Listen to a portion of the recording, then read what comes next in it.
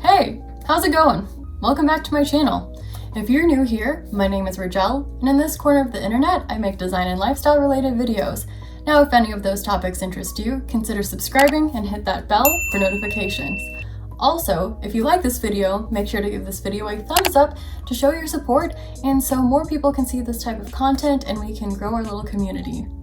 Now in today's video, we are going to be talking about the non-digital aspects of graphic design. So in this day and age where we are basically living in the digital era, we are technologically advanced and savvy, and everything is, the digital information age.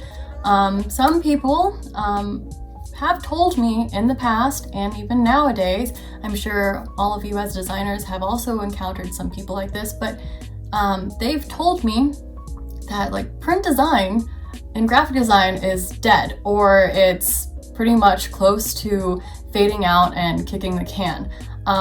Mostly whenever people think of design, the first thing that kind of comes to their mind is more of the digital design. So we're talking about website design, banner ads, infographics, social media ads, PowerPoint presentations, etc.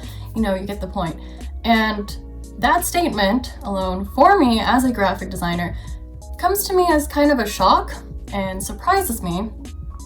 Not because I believe that is true, but because it's more of some of those people that do think that aren't entirely aware that the non-digital aspects of graphic design is actually still very crucial in this day and age, and it's actually around us 24/7 in our daily lives. And if you kind of stop to look around, you'll realize that print design and other types of non-digital design are actually around you.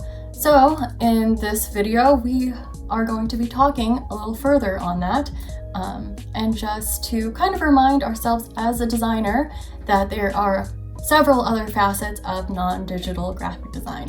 The first non-digital aspect of graphic design that I will be covering is environmental graphic design. Environmental graphic design is design utilized as a way to enhance the user experience through the visual translation of ideas in the built environment. So we're basically talking about any aspect of design elements needed into a space that a customer or user or whatever would walk into and kind of be in that environment more immersively because of the designs around them. So these examples of facets are basically whenever you go into museums and you see the exhibit displays, whether it's a large banner or a poster or a piece of block of information next to one of the artifacts that you would be reading. Also, whenever you go into retail stores, you're going to see aspects of their store displays that would have facets of design to enhance the products that they're selling. And then there are things also like signages. So, basically all of the signs that you're seeing whenever you're walking around town and you're like, oh, I want to go into this pastry shop, and I know it's a pastry shop because the sign literally tells me, this is a place that is the bakery. So those are pretty much little different facets of environmental graphic design. Now the next one would be tactile typography. Tactile typography is a unique way of art that interrogates ways in which type can intervene in both installation as well as the printed page. So in this type of tactile typography, you can see them on, other printed materials. Usually type would be formed in physical objects. So that could be ice or food, flowers, anything like that. A lot of lettering artists are also messing a lot with tactile type because it does push the boundaries of hand lettering that most people would kind of think of with ink and paper. And you can see them on different other printed materials like publications and whatnot. But it's very interesting to kind of see typography in that way. Moving on, we are going to be talking about my favorite part of the non-digital graphic design, and this is packaging design. Packaging design is known as the process of product packaging to securely contain, identify, and then deliver a product to customers. So this encompasses a lot and is actually the non-digital graphic design that always comes to mind immediately for me. I think it's just because there's so many things that can be packaged up, and I kind of like to keep some of the packaging design in my own space, solely because I think it looks incredibly wonderful. So these things would be found in like food, such as cereal boxes, tea packets, ice cream tubs.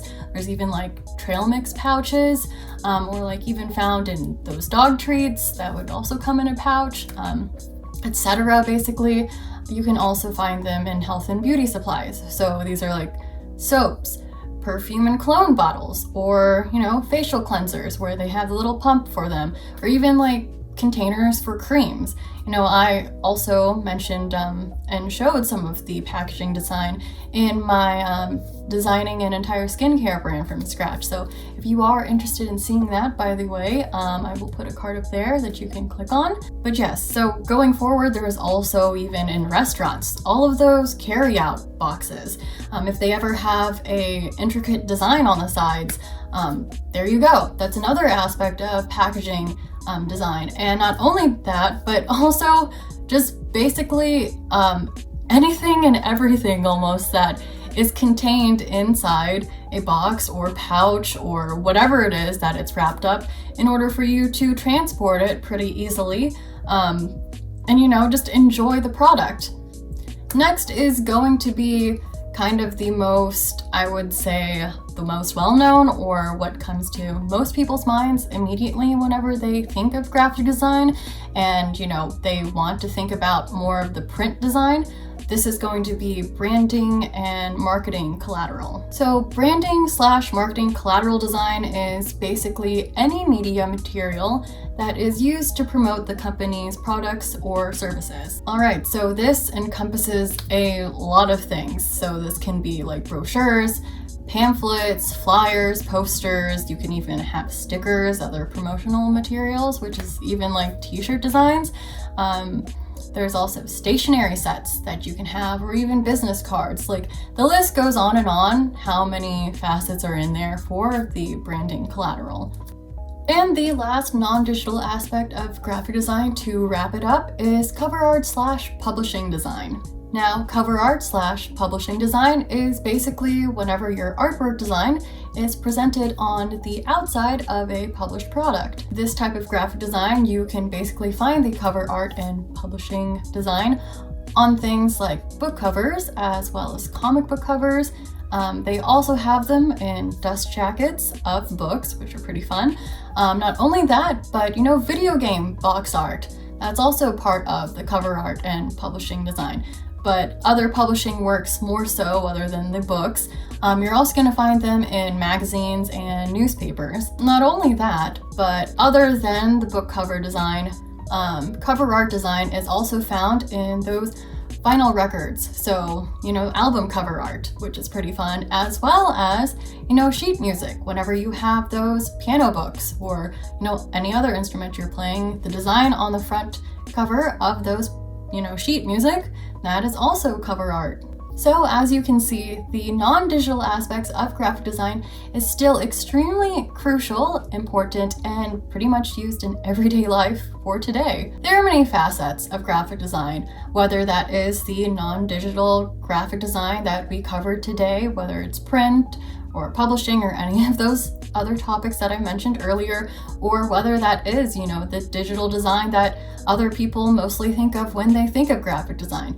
It's basically in your everyday life. It surrounds you all the time, 24/7, and I think it is just a wonderful tool to communicate visually with others. And there you have it, the little crash course 101 of the non-digital aspects of graphic design. If you enjoyed this little video, let me know by giving this video a thumbs up, and then also just comment down below if there are any other topics that you'd like me to cover about graphic design, so I'm aware of it. Also, if you really like my channel and you want to help me out, please support my channel by buying me a coffee. It's basically a one-time payment that helps me out with this channel as well as my other platform so I can keep making content such as this one.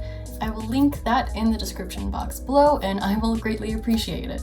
As always, thanks for watching. Don't forget to subscribe if you haven't already so we can keep hanging out, and I shall see you in the next video. Bye!